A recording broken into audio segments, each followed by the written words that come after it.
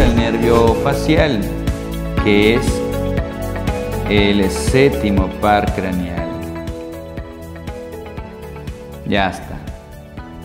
Estos van a controlar prácticamente o van a permitir que esas sustancias químicas captadas sean transformadas en impulso nervioso y llevadas, no garantiza, ¿no?, que estos sean llevadas por el nervio hacia el lóbulo parietal. Vamos a ver cómo es ahora. Bien, entonces ya conocemos más o menos los nervios, ¿no?, los nervios que se encuentran aquí. Algo importante también para adelantar un poco sobre ello. Mira, el nervio facial, el séptimo par craneal, justo se ubica en esta zona que permite la captación más del sabor salado. Por eso una característica de una persona que sufre de parálisis facial es que al inicio a veces suele perder el gusto, ¿no?, el gusto al sabor salado. Prueba algún alimento y dice, aparentemente le falta sal, ¿no? Pero eso se debe porque ya ese nervio ya se está inflamando, ¿no?, poco a poco. Y pues debido a ello se produce la parálisis facial y también debido a ello pues se pierde el gusto al sabor salado. Bueno, es uno de los indicadores también que a la persona le pueda dar una parálisis facial. Bien, ahora, en esta zona en la lengua es el órgano, te decía, que capta las sustancias químicas, y eso se debe a que en la lengua vamos a encontrar papilas gustativas y en esas papilas botones gustativos. Entonces ampliamos esta zona, mira, aquí tenemos a las papilas gustativas. Las papilas gustativas pueden ser, de acuerdo a su forma, las caliciformes o circunvaladas, también las llaman caliciformis o circunvaladas. Pueden ser fungiformes o filiformes. En el caso de las caliciformes presentan en los lados, ¿no?, en los lados, botones gustativos. Por aquí luego ampliaremos estos botones gustativos. Ahí está el botón gustativo. Presenta una gran cantidad de botones gustativos, 100 aproximadamente. Y se encuentra en la base de la lengua, en esta zona, en la base de la lengua. Mira, estas son las papilas gustativas caliciformes. Las caliciformes, que serán entre 8 a 12 de estas papilas gustativas. En la base de la lengua, entonces, ahí encontramos a los botones gustativos. Entonces son caliciformes, ¿sí?, caliciformes. Ahí está. Entonces, ¿cuántos son? Aproximadamente entre 8 a 12. Entre 8 a 12. Las caliciformes. También tenemos por aquí al fungiforme. Esta se encuentra en la punta y en los bordes de la lengua, las fungiformes. Estas también presentan botones gustativos, pero no tanto como lo presentarían las caliciformes. Aquí, por ejemplo, sería aproximadamente 5, ¿no?, aproximadamente. Y las filiformes se encuentran en esta zona, de la parte media, cerca de esta zona, ¿no? En esta zona, hablamos pues de los 2/3 anteriores de la lengua, filiformes. Su función es táctil. Ahí no hay ahí no hay botones gustativos, no hay ninguno. Así que, ¿se puede captar sabor a ese nivel? No, las filiformes no. Entonces, ¿de qué están formadas? Simplemente como estructuras, como vellosidades, a veces se puede presentar. Y no presenta no presentan botones gustativos. Las filiformes tienen una función más táctil. Tal vez esto lo puedas apreciar un poco mejor en algunos animales, como por ejemplo los gatos. Si alguna vez un gato pues te ha pasado la lengua en la piel, sientes como espinitas, ya estas conformarían a las papilas filiformes. En la vaca pues es mayor todavía, ¿no? Bueno, entonces función es táctil. Muy bien, entonces tenemos ahí a las papilas gustativas. Bien, vamos a ver en el caso de las caliciformes. Presentan más o menos entre 8 o 12, ¿no? Forman la llamada V lingual, también le decimos, la V lingual. Entonces la V lingual, y ahí vamos a encontrar una gran cantidad de botones gustativos. Las personas que presentan pues mucho más botones gustativos son aquellos que pueden ser mucho más sensibles también a captar diferentes tipos de sabores, o inclusive las combinaciones de sabores que se hacen podría diferenciarlo, ¿no? Generalmente pues, por ejemplo, un catador, por ejemplo, ¿no? Cuya herramienta de trabajo, por así decir, es su lengua. El gusto o las sustancias que prueba para poder determinar si de repente está bien fermentado ese producto, ¿no? O bien cocinado, dependiendo si es de café o si es de vino, etc. Pues, ¿no? Entonces se debe básicamente a la presencia de varios botones gustativos. ¿Pero qué es un botón gustativo? Ampliamos aquí. Mencionábamos que las papilas gustativas, como por ejemplo las caliciformes, presentan cerca a los lados una gran cantidad de botones gustativos. Ampliamos un botón gustativo. Primero vamos a ver la estructura. Un botón gustativo presenta un pequeño poro. Entonces se le llama poro gustativo. Ya está. Entonces ese porito es por donde va a llegar la sustancia química. Ahí va a llegar la sustancia química. También tenemos a las células gustativas. Estas células gustativas se caracterizan porque presentan microvellosidades. En el borde superior presentan una gran cantidad de microvellosidades. Ya está. Las microvellosidades. Estas microvellosidades son importantes porque amplían el área gustativa. Claro, las vellosidades amplían más el área para captar las sustancias químicas.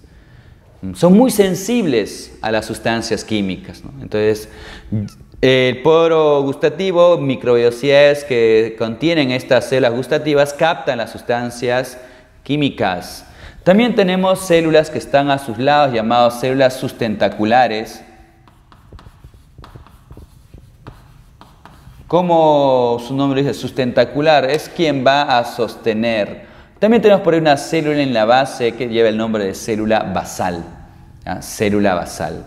Esos conforman al botón gustativo. Aquí, importante, estas células gustativas y esas microvellosidades. Ahora, los botones gustativos que están en la lengua, ¿no? A nivel de las papilas, van a estar conectadas a los nervios. ¿Y cuáles son esos nervios? Ya lo hemos mencionado anteriormente, ¿no? Estos nervios van a ser, vamos a ver aquí, sí, vamos a hacer, ya está. ¿Quiénes se encuentran aquí? El séptimo par craneal, el nervio facial.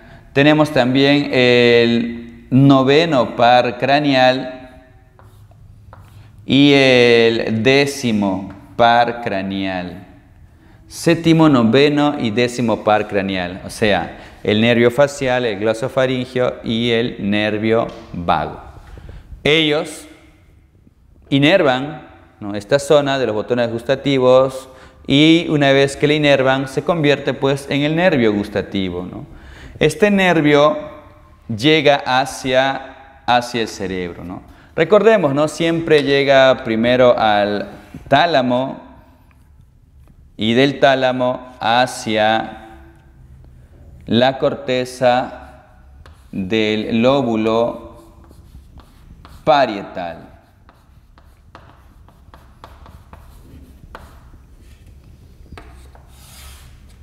Así es. Y ese es el camino que sigue una sustancia química para ser captado por la lengua, ¿no? Bien, entonces veamos lo siguiente, ¿no? Los pasos ahí. Estímulo. El estímulo es captado por el órgano, ¿no?, que es la lengua. La lengua capta los sabores de ese estímulo. gracias a que está inervada y gracias a las papilas gustativas, que son variadas. Puede ser caliciformis, fungiformis o fungiforme, filiforme. Entre estos, las caliciformes son las que más botones gustativos van a presentar. Entonces se capta la sustancia química a nivel de los botones gustativos. A nivel del poro gustativo llega la sustancia química, las microvellosidades amplían el área gustativa, la célula gustativa está conectada con los nervios séptimo, noveno y décimo par craneal, y estos son llevados hacia el tálamo y del tálamo hacia la corteza del lóbulo parietal. Además, algo adicional a ello, comúnmente cuando una persona consume un producto, por ejemplo, que sea grasosa, estas pueden bloquear al poro gustativo, y por eso es que a veces la sensación del sabor aminora, ¿no? Aminora. En el caso del botón gustativo. Entonces, comúnmente para poder de repente disolver ello, a veces algunas personas, sobre todo cuando son carnes, consumen vino, ¿no? Un vino tinto, que de cierta manera pues limpia, por así decir, y las sensaciones volverían a sentirse de la misma manera que al inicio de probarlo. Además, también esto está comunicado con el hipocampo también, y es por eso que también esto puede evocar a veces a los recuerdos, ¿no? Igual que en el caso del olfato inclusive. En el caso de los alimentos, puedes estar fuera de tu país y de repente vas a un lugar y justo pruebas un plato que era típico de tu país o de tu pueblo.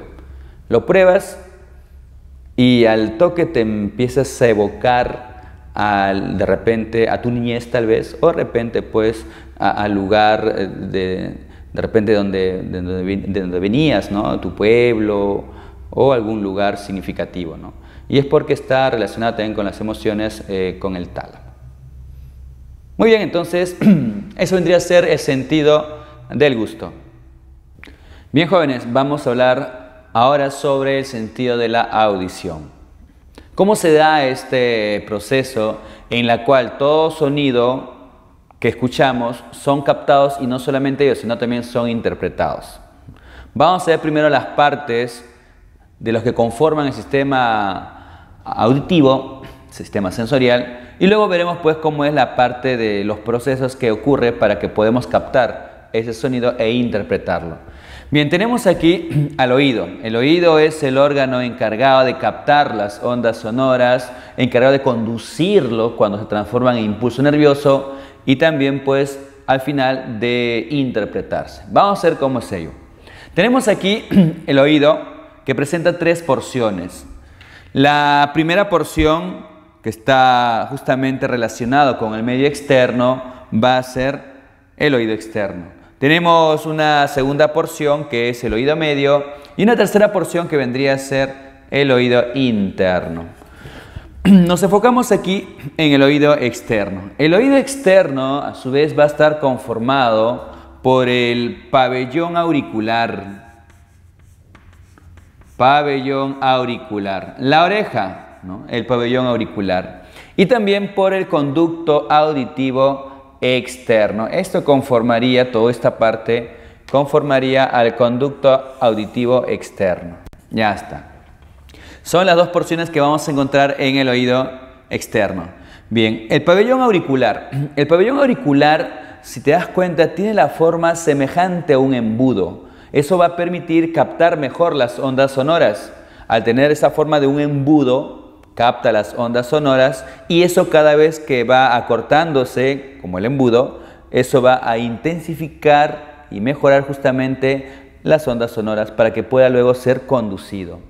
Por ello es que la forma del pabellón auricular mantiene justamente esta disposición, ¿no? Esta forma.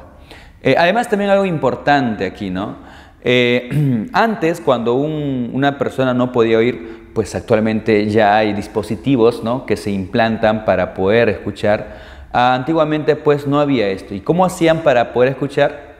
Cuando perdían poco a poco el sentido de la audición, simplemente tenían como unas trompetas medias largas y con ello escuchaban, ¿no? Podían escuchar con eso, ¿no? Y esa era como medio trompeta, permitía justamente captar el sonido y poco a poco intensificarla hasta llegar al oído.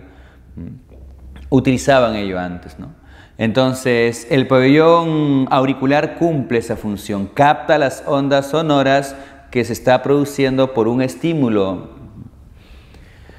Además también aquí ya para el conducto auditivo externo, este conducto auditivo externo, ahí lo tenemos, presenta a ese nivel unas vellosidades, pequeñas pero son vellosidades. La función de las vellosidades siempre va a ser capturar partículas extrañas, partículas de polvo por ejemplo. Pero además también vamos a encontrar por aquí a glándulas que son las glándulas ceruminosas. Esta glándula ceruminosa, como su nombre lo dice, va a secretar cerumen.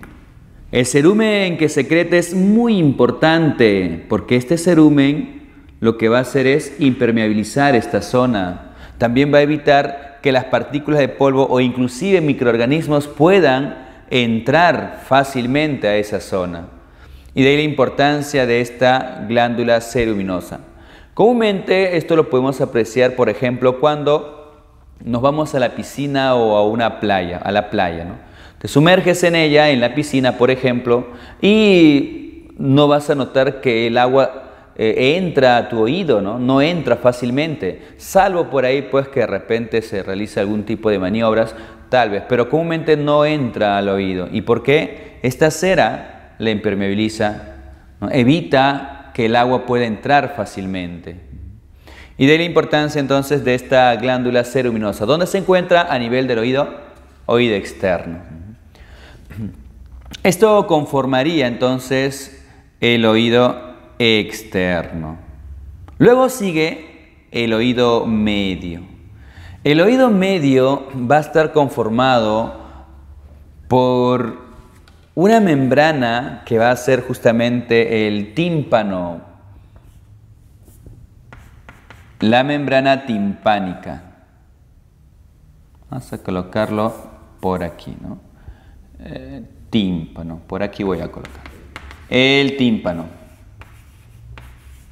o membrana timpánica. Bien, jalamos por aquí, ahí está. Esta sería la membrana timpánica, ¿no? Llega a las ondas sonoras y van a estimular esta membrana, la membrana timpánica. A este nivel encontramos una cadena de huesecillos, una cadena osicular, formado por 3 huesos. Uno que vendría a ser el martillo, es la que se relaciona directamente con la membrana timpánica. El otro vendría a ser el yunque, que está después del martillo. Y por último tenemos al estribo. Martillo, yunque y estribo son los huesecillos que conforman la cadena osicular. El estribo está relacionado con la ventana oval. Esto ya es a nivel del oído interno, que lo vamos a ver ahora. Entonces, estos 3 huesecillos conforman la cadena osicular. Ahora, también vamos a encontrar una pequeña abertura. Más que abertura, es un conducto que se le conoce como la trompa de Eustaquio. ¿Por qué es importante esta trompa de Eustaquio? Primero, esta trompa de Eustaquio está relacionado con la nasofaringe. Es una porción de la faringe, una primera porción de la faringe. ¿Y cuál es la función de esas trompas de Eustaquio? Principal función es equilibrar las presiones. Sabemos que en el medio externo hay una mayor presión, o puede haber una mayor presión, y en el medio interno también hay una presión. Entonces, esas presiones tienen que ser equilibradas.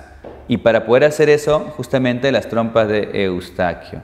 Si no hubiera pues un equilibrio, entonces, y la presión interna fuese mayor, pues difícilmente se estimularía el tímpano y así que difícilmente podríamos escuchar los sonidos. Por ello es importante la trompa de Eustaquio. Cuando se habla muchas veces de la ruptura de la membrana timpánica, a veces puede verse un sonido muy fuerte. Por ejemplo, ¿no? Los soldados cuando están ante una guerra, por ejemplo, ¿no? Las metralletas o de repente un objeto como una granada, por ejemplo. El sonido que es muy fuerte podría romper el tímpano.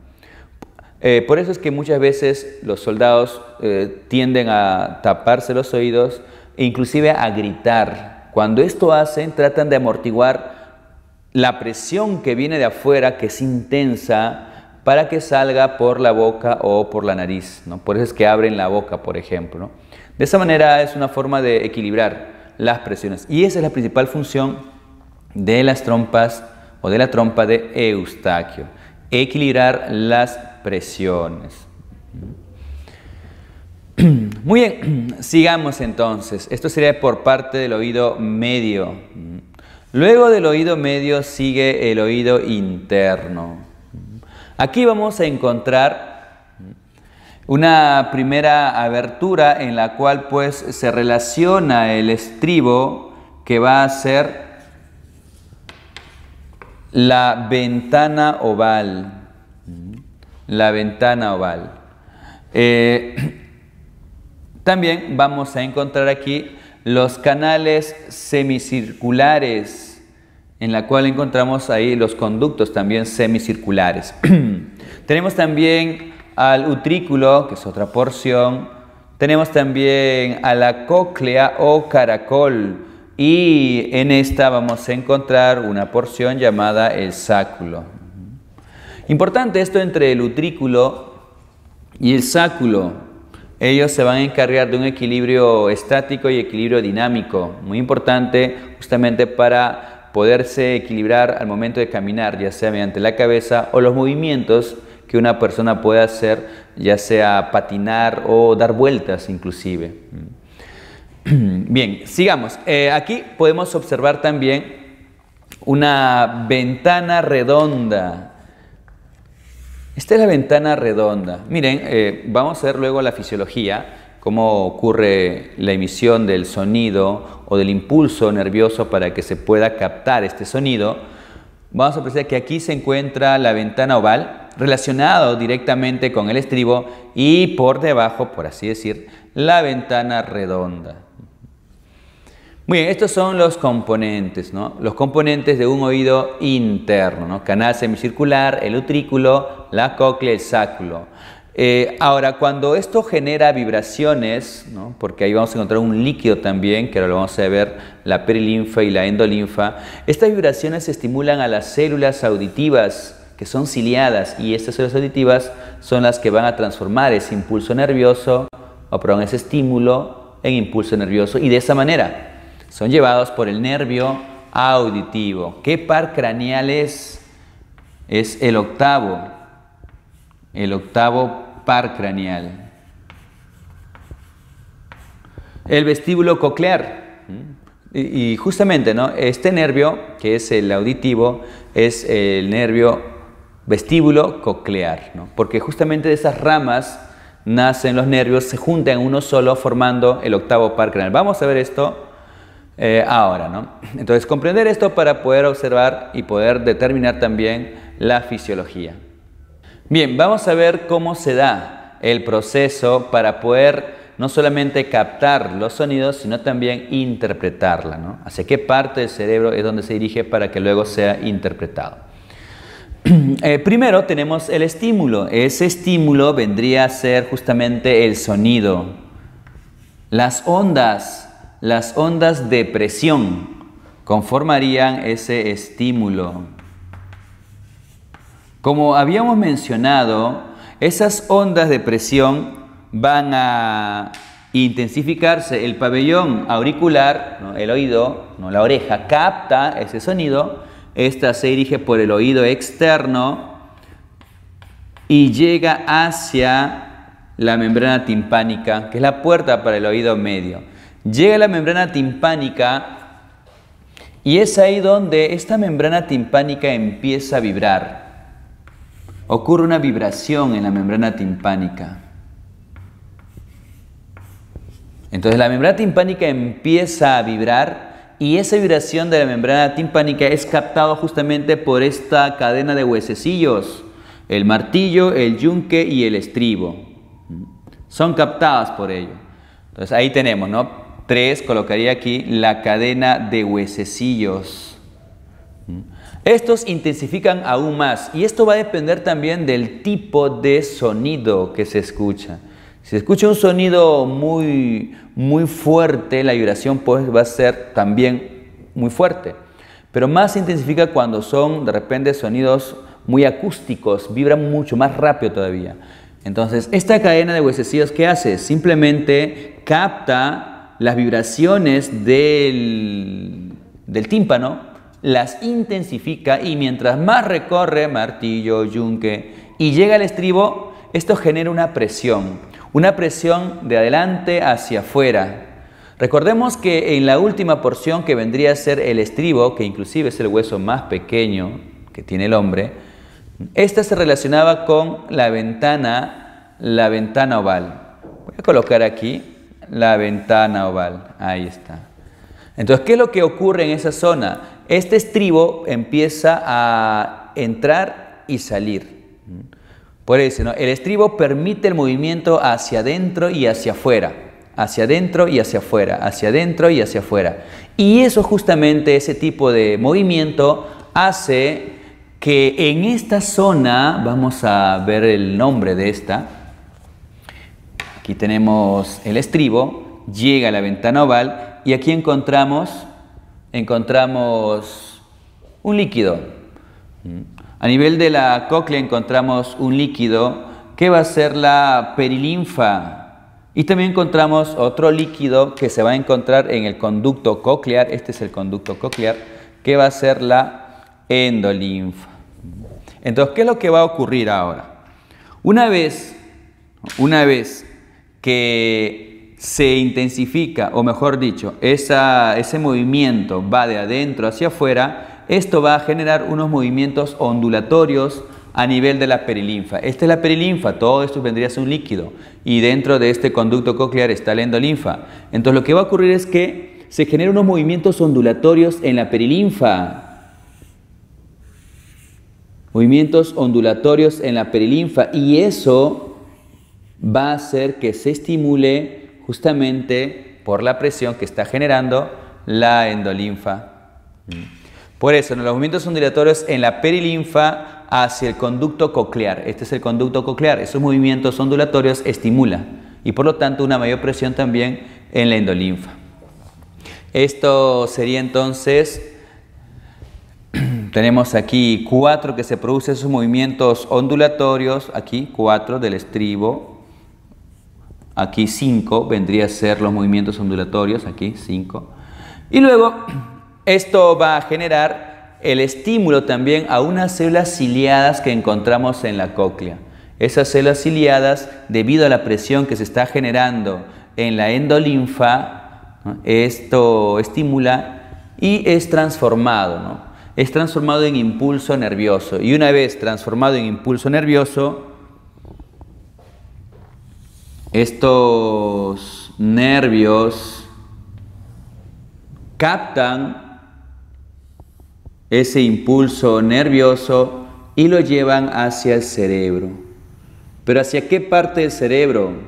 Sabemos que lo lleva primero hacia el centro de relevo nervioso y ese centro de relevo nervioso es el tálamo, lo lleva hacia el tálamo.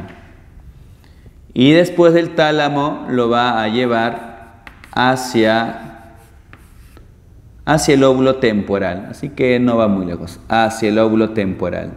Y es justamente en el óvulo temporal donde se procesa ese impulso nervioso y es ahí donde se va a interpretar, pues, ¿no? Para realizar una acción frente a un sonido.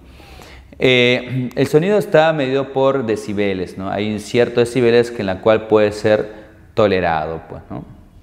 100 decibeles, por ejemplo, es lo que podríamos tolerar. Más de 100, 120 o más de ello, ya ese sonido se convierte en ruido, ya es molestoso e inclusive pues, puede traer consecuencias con el tiempo en la audición. Algo importante aquí también es el uso de los audífonos.